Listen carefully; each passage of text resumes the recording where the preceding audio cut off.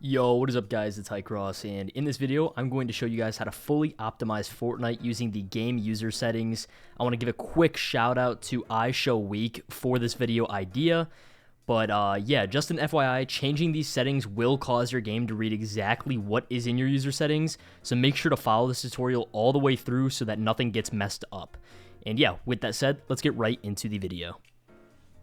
Alright boys, let's get right into this tutorial. So first up, we are going to be on our desktop and we're going to make our way to the bottom left hand of our screen here, and we're going to type in %temp% and hit enter.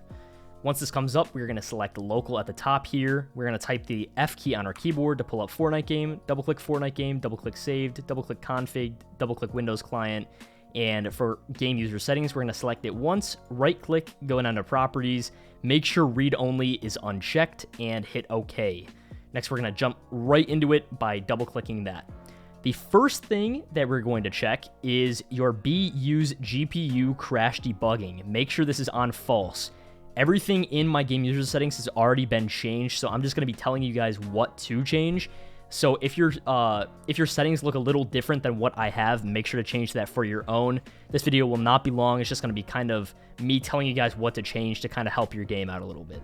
So use GPU crash debugging, make sure to have that on false. Latency tweak 1, we're going to make this true, and latency tweak 2, we're going to make that equal 2. So those three settings right there are very, very important. Next up, we're going to go to DLSS quality 0. Our quality, what I highlighted there, make sure that equals 0. That is just right under the 3 that we just changed. So make sure that equals 0. We want ray tracing. We want this to equal false. We want ray tracing shadows quality. We want this also false. Ray tracing reflections quality. We want this to equal 2. So change that to the number 2. I know a lot of you guys, it's going to come up as 0 or 1. Make sure that is 2. And ray tracing ambient occlusion quality, make sure that equals false. So make sure to change those 3, and especially all of those are very, very, very important. So make sure you guys change that. Next up, we are going to go down right here, just scroll down a little bit more to display gamma. And display gamma, it's probably going to say like 2.0000 or something like that. My sweet spot that I found with your gamma display is 1.92 with 4 zeros after it. So make sure it's 1.920000.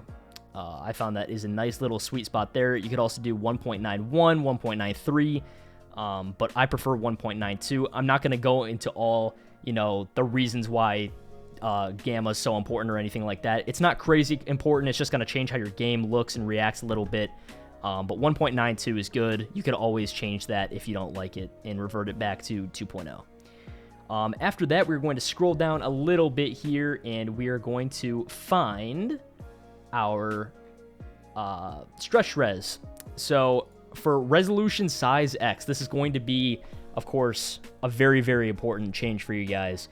Your resolution size X and Y, if you guys never really touched your stretch res or resolution size, is probably still going to say 1920 by 1080, which is just native res. So for your resolution size X, I strongly recommend 1550 to use as your stretched res. I made an entire video talking about why this is one of the best stretch reses in the game. And I also have a tutorial, just a heads up for you guys that don't know, you guys can't just change your res in this and then expect it to work as a stretch res on your PC. You need to follow a tutorial and change it in here, and also do display scaling on your NVIDIA control panel. I have an exact video like that. I'll try to have it linked down below, but it's also on my channel. I have a few of those if you guys want to check those out. So yeah, make sure that your resolution size X and Y, 1550 by 1080, and also your confirmed resolution is also 1550 by 1080. Make sure those match each other. Next, we're going to come down to a frame rate limit, and we're going to make this equal 3 below whatever your monitor's refresh rate is. That is very, very important. So I have a 240 hertz monitor, so that would equal 240 frames.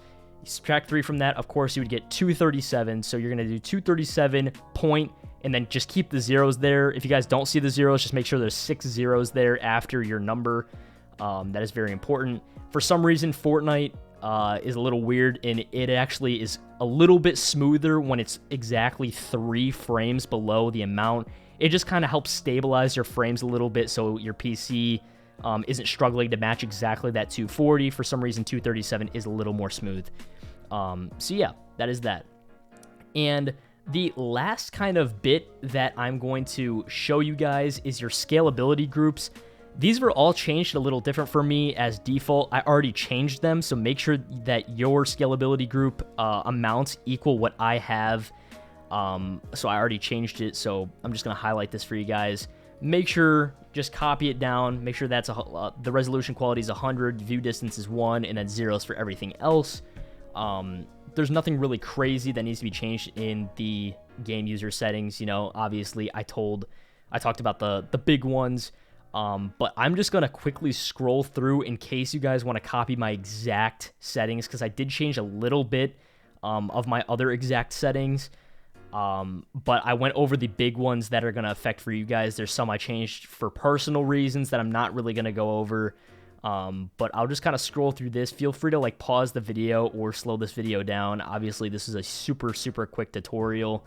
So I might even throw some like gameplay at the end of this video just to make it worth your while. But yeah, you guys can just pause it wherever you guys like. And I hope this video was helpful.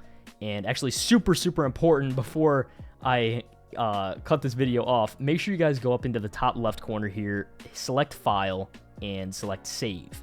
All right, once you save it, you're going to hit X, and we're going to right-click on Game User Settings. Very important. We're going to go back into Properties, and we're going to check the Read-Only box. All right, that is very important, and we're going to hit OK, or Apply, and OK.